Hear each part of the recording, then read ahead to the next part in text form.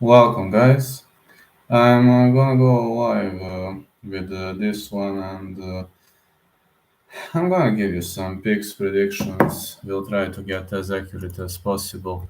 Um, can't pretty much say that this is going to be on or off point, but I'm trying to take part into the spirit of things, and let's bring it on. I'm gonna go with CS like. The first fight is John Ciampa. He's gonna kick off against David Versailles. David Versailles is plus 140, while John Ciampa is minus 170. I'm gonna go with Ciampa for the victory. Ciampa to win minus 170. It's going to be my first prediction. Cody's opponent versus Kenny Champion. I'm a big fan of Kenny Champion. I know that Kenny Champion has that lightning fast hands, and I do know that Kenny Champion might actually pull out something nice. I'm pretty much confident at it. So I am going to say for Kenny Champion that I really want him to win. Golden Falcon Gym Fighter, 5'8", 2.5 inches of reach. I hope he's gonna bounce back after back-to-back losses to Cody Law and Kibedi Gordon. Um, I'm pretty much confident Kenny Champion in this fight. So yeah, Kenny Champion to win. I just uh, plus plus 110 plus 110 champion to win. I like this. I like this pretty much. The next fight, I'm going to go with Frank Collins versus Musaib Bayena. Frank Collins is riding a score of 3-0. He's on a great streak. The Fury, 6'4", team squared, BGG, great middleweight, very tall. He destroyed Iran Martinez, and I really believe he's got great punches. He's a finisher. Musei Baina, all 1-0. He was armbarred against Yuri Panferov. I believe this is a mismatch. Just let's see, minus 155 for Frank Collins. I think line should be wider. But I see Frank Collins winning this fight. I just disagree with the line. I believe the line should be way, way wider. So the next fight is going to be between Regivaldo Carvalho and Kate Speed. Regivaldo Carvalho 6-4-0, while Kate Speed is going to be on score of 5-5-0. 5'8", fighting out of American top team Palm Beach Gardens, and he defeated Reginald Mack. He defeated Sean Tarleton, lost to Wilson Dragioni, but Wilson is a heck of a fighter now. Regivaldo Carvalho 6'4", 5'9", 71 inches of reach out of Texera MMA fitness, excellent jitser. Defeated Timothy Thieves via guillotine choke, lost to Mo Miller, lost to Blake Wilder. But I do believe Regivaldo Carvalho is going to survive now. He defeated Jay Perry and Tom English at Bellator.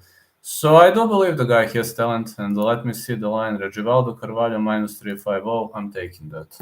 Minus 350. Regivaldo Carvalho to win. Now we are going to see the next fight, and the next fight is between Ali Zebian and Sam Watford. Sam Watford riding a score of 2-3-0, Super Saiyan, 5'10", 76 inches of reach, Renzo Gracie, Connecticut. He lost to Dion Rubio and he lost to Cameron Lachinov, Nekros Mirkoyaev. Fought at Premier FC exhibition bouts, and he was having ups and downs, but Ali VIP Zebian is 8-2-0, 5'6", 68 inches of reach, featherweight fighter fighting out of Westfield, Massachusetts. This guy is in a great streak. He defeated many fighters, including Bellator star Bianchi Zimmerman via decision. He likes to out-wrestle his opponents. He lost to Vyacheslav Borsh via decision, but it was a heck of a fight. I rewatched it, and I think Zebian is just too tough for Watford. So let me see. Ali Zebian minus 225. I'm taking it. Ali Zebian minus 225. I'm taking this one. The next fight is going to be between Pat Casey and Daniel Frunza. Daniel Frunza is heavily underrated. Daniel Tigano Frunza, 4'2", 6'1", great welterweight out of Carpi, Italy. At CES, he was choked out by Gary Belletto Jr., but other than that, he was taking part in some high-level fights. Pat Casey, the Gorilla Ninja, 9'5", 5'8", 70 inches of reach out of Springfield, Massachusetts. He lost to Armush Guyton. And in Bellator, he lost to Daniel Madrid and Roman Faraldo, which means this guy is a good fighter, but he is not an extremely high level, but he's a good fighter. He fought some high level competition, and when he's fighting a lower level competition, he is winning. So Daniel Frunze is kind of overrated, is kind of underrated. This is hard fight for picking. Let me see. Frunze plus 190, Pat Casey minus 240. I heavily disagree with the line. Maybe Pat Casey should be minus 140, if you ask me. And I'm taking Casey, but I'm not confident. I'm not confident into this one. You know, you will say Vlad pick a side, etc., but Vlad is not confident about this one. Harris Bonfiglio is going to fight Cody Allen Murray. Cody Allen Murray, the Black Rose, 1-0. This guy is fighting out of Bristol, Vermont. He is a bare knuckle boxer, and he defeated Miguel Cuevas via rear naked choke, close to Devin Gibson. I remember that he took part in a bare knuckle tournament. Harris Bonfiglio, 5-1-0, 5'5", out of Ultimate MMA, Guilford, Connecticut. This guy was better than Richie Santiago, Jason Huntley, Kyle Lindner, Robbie LaRue. Only lost to Jornel Lugo via KO, TKO. But I think Bonfiglio should be a favorite in this one. Harris Bonfiglio. What? They didn't let bet on this fight. Okay. No betting. Okay. Harris Bonfiglio. Bonfiglio minus 3-0. I'm taking this all day long. Now, the next fight, we are heading into the co-main event of the evening, and it brings the event between Mitch Raposo and Israel Halvan. Mitch Raposo is a high-level opponent, 6'1", a champ, 5'5", 64.5 inches of reach, out of Regiment Training Center, Fall River, Massachusetts. Jay Viola, that was victory. He lost to Jake Hedl at Contender Series, lost to Ludwig Sholinian at UF 29, but he is meeting Israel Hurricane Galvan. Hurricane is 5'4", fighting out of Dallas, Texas. Steadfast fitness and performance, freestyle wrestler, extremely tough opponent to deal with.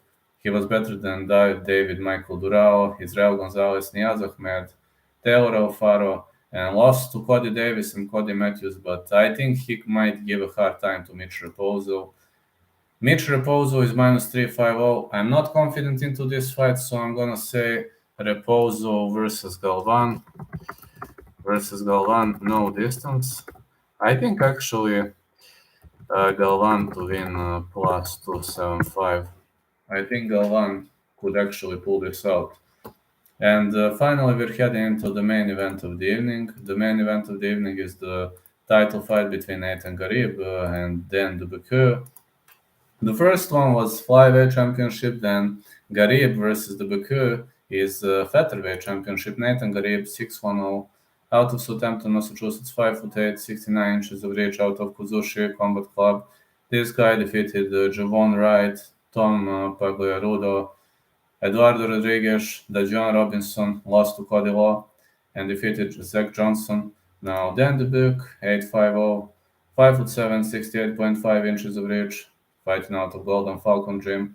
These guys on a 3-fight losing streak to Bruce Boyington, Jacob Bond, Brandon Marotti, and he lost to Antonio Castillo Jr. But I have to say that this guy is pretty much dangerous, and Nathan Ghareeb might actually feel the power of his punches.